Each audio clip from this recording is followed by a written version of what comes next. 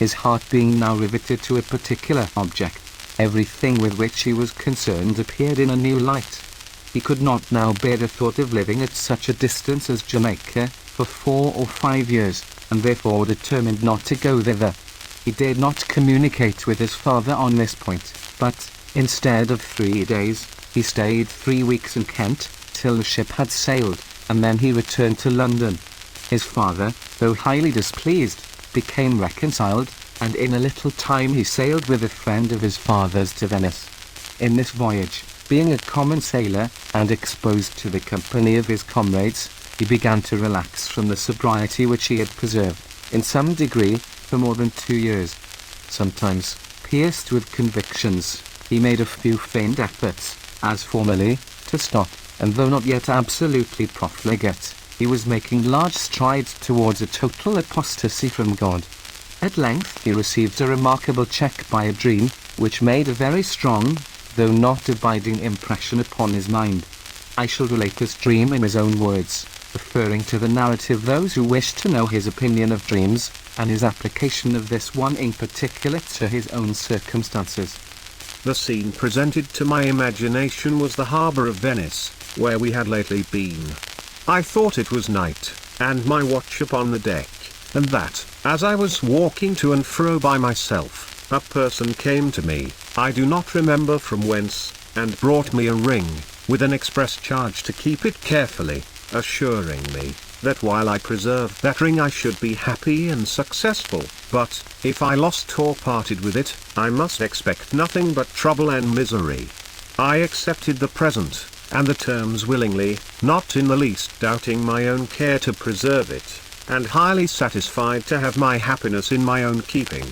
I was engaged in these thoughts, when a second person came to me, and, observing the ring on my finger, took occasion to ask me some questions concerning it. I readily told him its virtues, and his answer expressed a surprise at my weakness, in expecting such effects from a ring. I think he reasoned with me some time upon the impossibility of the thing, and at length urged me, in direct terms, to throw it away. At first I was shocked at the proposal, but his insinuations prevailed. I began to reason and doubt, and at last plucked it off my finger, and dropped it over the ship's side into the water, which it had no sooner touched than I saw, at the same instant, a terrible fire burst out from a range of mountains, a part of the Alps, which appeared at some distance behind the city of Venice.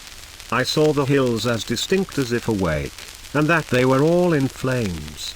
I perceived, too late, my folly, and my tempter with an air of insult informed me, that all the mercy God had in reserve for me was comprised in that ring, which I had wilfully thrown away.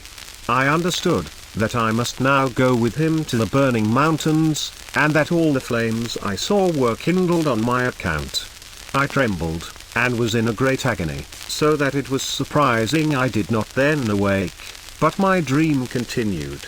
And when I thought myself upon the point of a constrained departure, and stood self-condemned, without plea or hope, suddenly either a third person, or the same who brought the ring at first, I am not certain which, came to me, and demanded the cause of my grief.